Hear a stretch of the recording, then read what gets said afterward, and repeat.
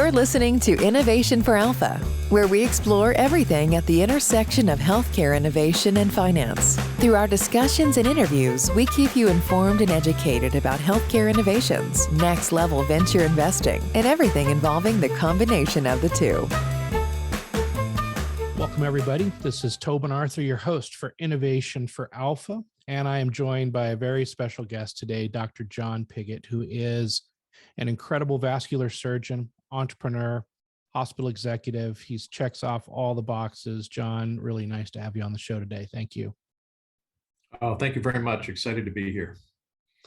Well, this will be fun. I wanted to, as we talked about earlier, break this up into two segments because we're going to be playing this segment for our Pitch Club audience. And so I've got a couple of rapid fire questions, and then we'll open it up to the broader show. But why don't we talk, just first give everybody a little context as to your background, your education, training, and then what you've been doing over the years. Certainly. So I'm a vascular surgeon by training. Actually grew up in Toledo, and after my vascular fellowship at Mayo, was lucky enough to come back home. Had some other opportunities, but there's a lot of advantages to coming back home. And one of them was joining at that time our organization, ProMedica, and some really great partners, clinical partners. So I had a very busy clinical vascular surgery practice. Like everybody, you've got to make ends meet, and kids need shoes, and wife wants to go on vacation. So you're very, very into your practice for those reasons, as well as serving the patients. But then over time, I really got interested in the business of medicine, and especially medical devices. So I started consulting for all types of medical device companies, from the Medtronics, Bostons, and Abbotts, down to many different startups, and had some really great mentors along that way. And one of them who really made an impact was Dr. John Simpson, many of you may know, and got to do a lot with John, traveling all over the world, doing first in man and presentations. So it really was very exciting and exhilarating. And then I had some ideas of my own, and I got some advice from John, and he said, go ahead, it's like Nike, just do it. And so I've been fortunate to start a couple medical device companies, one that we transitioned to Minneapolis, and another that we're currently in a limited market release, a special angioplasty device. And so the healthcare system saw what I was doing. We have a very progressive, forward-thinking leader, Randy Oster, our CEO. And about 5-6 years ago, he asked if I would sort of slow down in my surgical practice and assume the position of Chief Innovation Officer at ProMedica. So that's really how I came to do what I've been doing the past 4 or 5 years. It's a great trajectory. By the way, I don't know if I ever asked you, did Dr. Simpson ever tell you about having the pot farm grown on his property that he didn't know about? He did. Unbelievable story. It's a great story. We'll have to get him, we'll have to get that story told to our audience sometime. I want to just go to real quickly to your earlier days as you were coming out of training. As you look back and reflect on your career, maybe changes in the industry, if you were giving advice to your younger surgeon self, in today's environment, what are the things that you might tell that person to consider in their career going forward?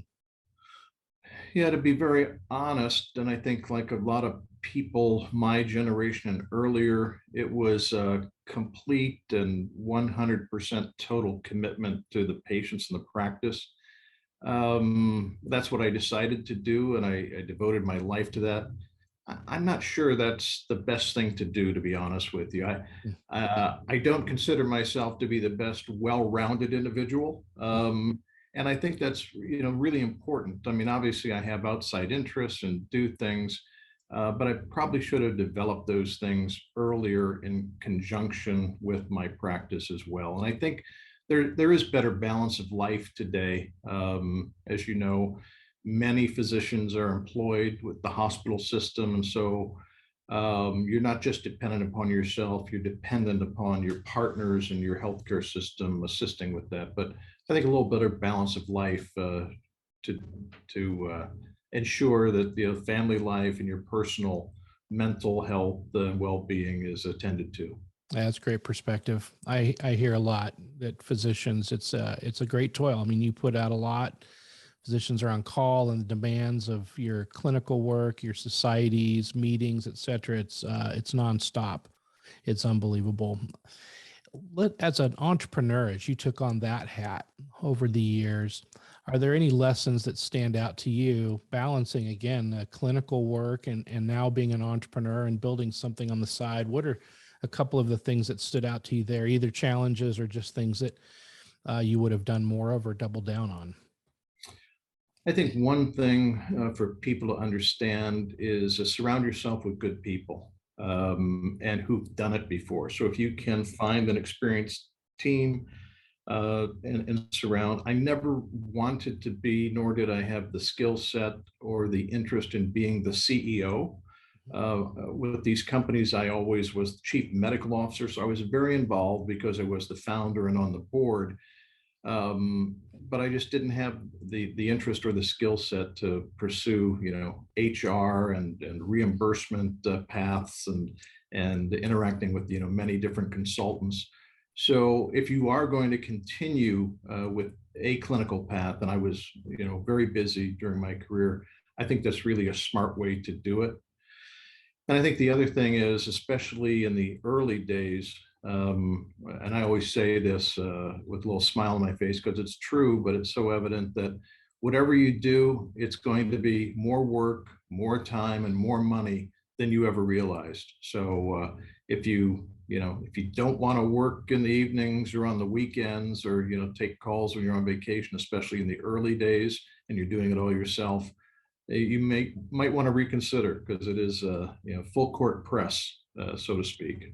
Yeah, good advice. And you had one of the greats as a mentor in Dr. Simpson. I mean, world class. That's pretty incredible. I was talking earlier to a physician who was involved in a startup where the entrepreneur shuts down at 3:30 because he says he has to have family time. And the physician said, I respect the family time. I do. The commitment to that, but 3:30, come on, man, you're building a business here. Life doesn't really work that easily.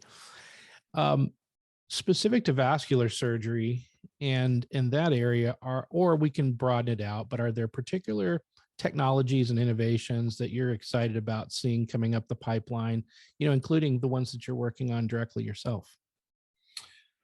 Well, a couple things and trends over the years that I've seen that have just dramatically changed. So I was a classically trained vascular surgeon, all open techniques, and I have seen the advancement of endovascular techniques, particularly I think in the lower extremities and in aneurysm surgery. So stent grafts and just this progression of stent grafts for aneurysm treatment. And extending that not just from the infrarenal abdominal aorta, but to the thoracic aorta, and now with some particular training and devices, being able to treat thoracoabdominal aneurysms or arch aneurysms, and either debranching or stent grafts into the innominate and carotid arteries is just such an advancement for these patients. The other thing I think that's very interesting is lower extremity interventions, and that's what this latest company and the company before that I started dealt with. I did, many lower extremity bypasses, and those are really great operations and continue to be. But a lot of patients, instead of keeping them in the hospital for 5 or 7 days afterwards, subjecting them to anesthesia and infection risks, you can achieve, especially in the short term, revascularization with a little local anesthesia and the percutaneous approach. And for my practice, those were the two things that were simply earth-shattering for patients as well as the development of vascular surgery in my practice. As you have gotten involved, either investing in medical device startups or advising, are there pitfalls that you look for to see that they've checked off a box, or ones that you can help them check off that are, particularly important? Are there things that stand out in that regard? So here at ProMedica Innovations, and also for myself, because I'm an angel investor in different companies, one of the very first things I look for is an experienced team. And so you want to make sure that these people, have been in this sector before, understand all the complexities, because it is such a complex situation. A couple of things other than the executive team, and just our system. You have to have a reimbursement strategy, if not reimbursement. So it just because you have the greatest idea or invention, and it is very clinically impactful, don't discount that somebody's got to pay for it. And increasingly, that's the federal government. And that is an entirely different landscape than I ever had to deal with. Once again, along the same lines, is understand your regulatory path. Once again, because of the involvement of the federal government, and complexities there can be very challenging. But so understanding that, using consultants who are well known in the industry, even though they may be expensive, in the long run will definitely save you time and money getting through that morass. That's great. I appreciate the answers on those kind of rapid fire questions. Let's move maybe more broadly. I want to talk a bit about ProMedica. Maybe give everybody a sense that don't know the ProMedica organization, a little bit about it, the characteristics of it, and maybe a bit about the mission of the organization. No, I'll be happy to. So, we are a nonprofit hospital system. We have really changed our motto over the past few years to state that, we are a national health and well-being company. That's what we do, and is our mission. There's really three pillars of ProMedica. The first is our regional acute care hospitals, and our provider group. So we have a dozen acute care hospitals in Northwest Ohio and Southern Michigan. We've got almost 1,400 providers between physicians and advanced practitioners. And so that would be the first piece of that, and Toledo Hospital being our flagship hospital. The second piece is a Paramount Insurance. So we have our own insurance product, which has a lot of advantages as we look at other payers and how we structure things, and having it in-house allows for a lot of data collection and analysis as well. And then in 2018, another Toledo-based company was a public company called HCR Manor Care. So we acquired HCR Manor Care, and over the past 4 years have closely integrated that into ProMedica. We have about a 30-state footprint with senior care, assisted living facilities, cognitive care. And so that really extended our mission to a much bigger footprint. And that's allowed for a lot of very interesting partnerships along the way as well. And just that senior care aspect, as the population is growing older, we have so many technologies that we evaluate in the senior care space that are really interesting. And I would say going forward for the next 3 or 4 years, as I mentioned, Randy Ostra, he's a very forward-thinking CEO. We started thinking about hunger as a healthcare issue over a decade ago. Randy did. And we brought that up to where now we're one of the leaders in the social determinants of health. And obviously hunger as a health issue is a big piece of that. The second thing, obviously, going forward is our senior care, because it's so much of our $7.5 billion healthcare company. And then the third, which I'm really happy to report, is that we've made as an enterprise innovation the third piece of our mission going forward for the next 3 or 4 years. Seeing that there's a lot of data out there, you can sort of, like when COVID hit, sort of contract in and circle the wagons and sort of isolate for a while. But if you look at some historical data from McKinsey and others, the companies that do best during these periods of crises are those that continue to innovate. And we did during COVID. And although we face some of the same challenges that everyone else does, we think we're going to accelerate out quicker because of that innovative thinking. I love it. Speaking of innovative thinking, as you innovate within a hospital system, it's obviously a large organization, as you indicated, across 26 states. There's a lot of moving parts. Are there lessons you've learned about building innovation and commercialization within such a complex organization, things that maybe have worked well, and some things that maybe in retrospect you would have tackled a little bit differently, just given the complexities that are inherent in such a big group? It is a big group, and of course, communication, I think, is key. So I would say the past few years, we've really spent a lot of time getting the word out there just to our 55,000 employees. So innovation occurs at a lot of different places within ProMedica. We can't be responsible, our small team, we punch above our weight class, but we can't be responsible for all the innovation. But we are responsible for spreading that message that, in your daily work life, thinking about how to do things better, cheaper, faster, those three things, and how to improve partnerships, how to integrate technology that makes you more efficient. And so engagement, we do all the time. We do that through our webmail. We do that through different challenges we have. The platform we use here and started is called the Big Idea Challenge. And so sometimes we'll take out innovation challenges to the entire ProMedica enterprise, but more times we either select out a hospital or a business silo, and we'll challenge. And it's fun to do because, believe it or not, the Igloo cooler, or I'm sorry, the Yeti cooler has become the Apple iPad. So everybody, we stopped giving out iPads because no one was that. Everybody's excited about a Yeti cooler. Oh, yeah. So well, they're almost as expensive as an iPad, by the way. They are.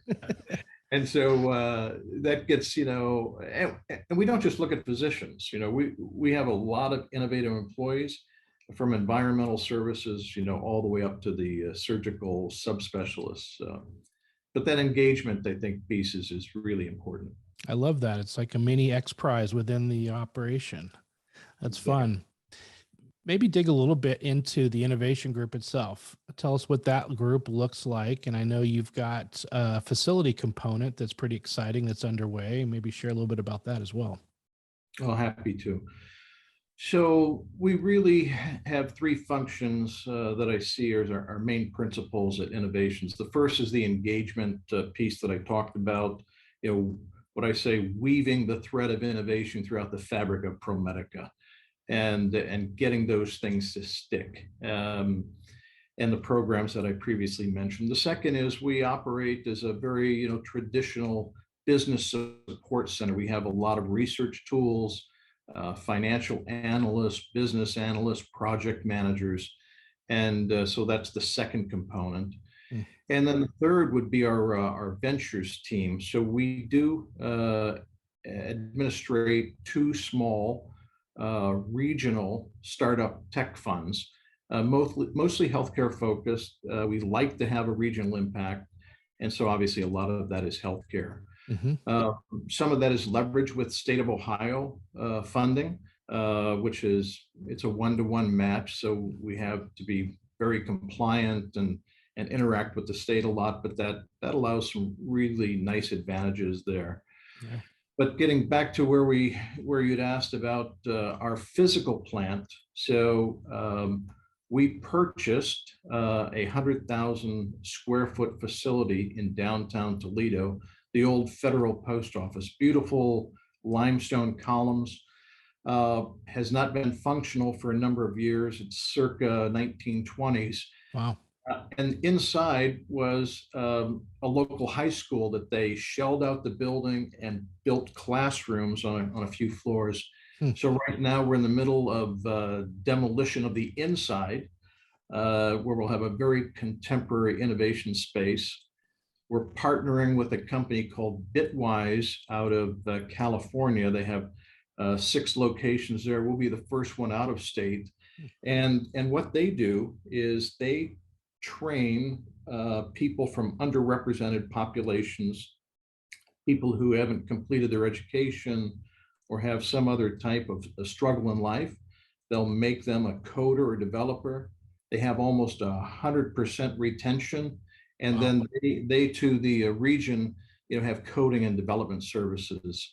They also have a little real estate play in the building as well, but that's where innovations will be moving, some of our portfolio companies, and then almost half of that building is going to be taken up by Bitwise, and they project at least a couple thousand jobs coming out of that over the next 2 or 3 years. Wow, that's incredible. Would you guys ever consider doing wet labs at some place on the campus to facilitate life sciences? I like how you're thinking. There is a perfect space. We've been talking with a partner from Southeast Michigan who does have around the Ann Arbor area that model, and we can see a lot of utility there. The only wet labs in town, are at the university and not accessed by the public. So we have a real deficiency there. So yes, we've already made arrangements, for the construction to have, the ventilation, the distilled water, gas for burners, all of these things for bench labs and early stage companies in that regard. That's fantastic. What's the timeline for when you think you'll start getting people in the building? Depending with supply chain issues and all those things that have occurred as those ease up, I would say 18 to 20 months from now. Okay. I'll go by fast. It will. Well, that's exciting.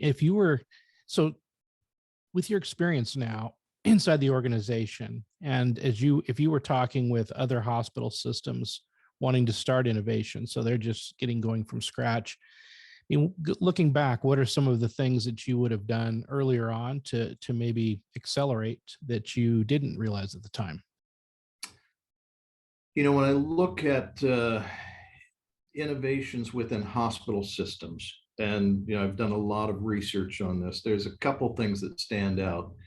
The first thing is the C-suite and the CEO really have to be very supportive. If you don't have support from the top of the organization, it's not going to get traction.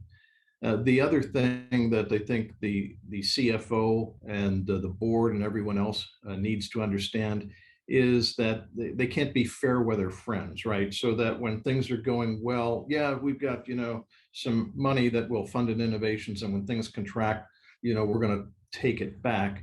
It has to be a very steady and investment, and I think they have to think about it that way. The other thing that I think is very important, and I'm a member of an organization called HIPS, Healthcare Innovation Professional Society. I know you know Toby, and the other thing I see, other than just needing the support, there are no real benchmarks for healthcare innovation programs. And it really is, you have to accept that whatever mission that particular hospital system has and that the C-suite has asked you to do, that's your benchmark. There are many innovation programs who don't have a venture fund.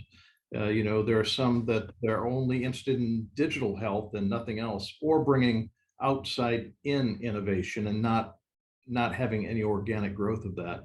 We do all of that, but just knowing the limits of what you've been asked to do and then aligning with that mission.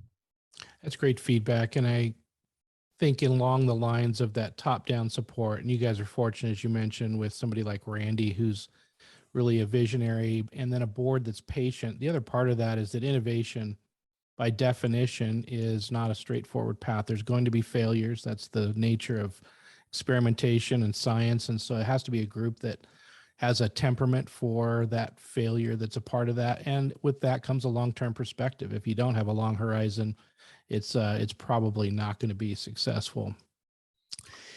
Good. As you think a little bit about the physicians within ProMedica, and remind me again, how many roughly physicians across the enterprise? Our employed physicians are right around 1,000. Okay. So as you think about that group, and we can broaden it out to clinicians writ large, as they're thinking about, how do I think outside the box, whether not necessarily in being an entrepreneur, but I want to advise or I want to participate in this. What are the things that, would help them in terms of education? And I'm almost thinking in the form of master classes or workshops. Are there things that you guys do in that regard, or things that you think would be helpful for those who just don't have any understanding of what goes on into the walls of an innovation group, but they're curious and they're interested?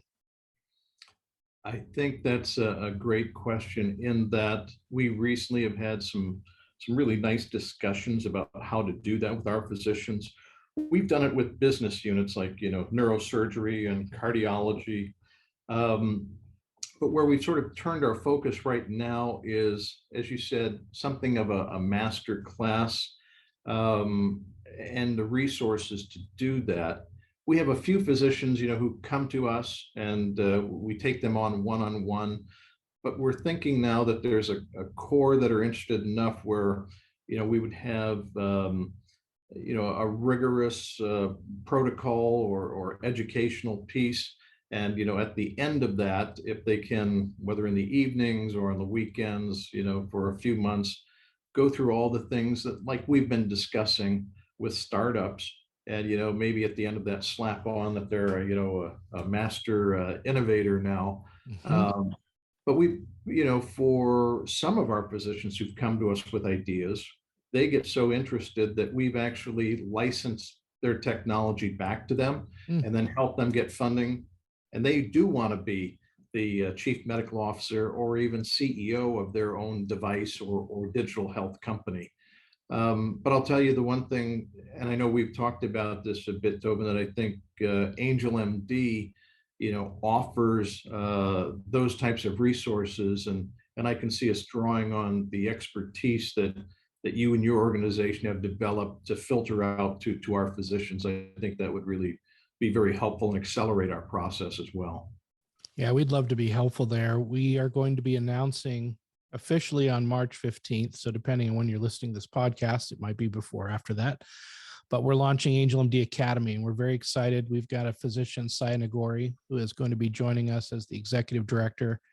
And she is going to be building curriculum for our membership. And we're going to be licensing and working with a lot of outside trainers and educators, realizing that we don't have all the answers. And so we're very excited to have this 24/7. There'll be some live events, but much of it will be all of it will be on demand after the live portion of it.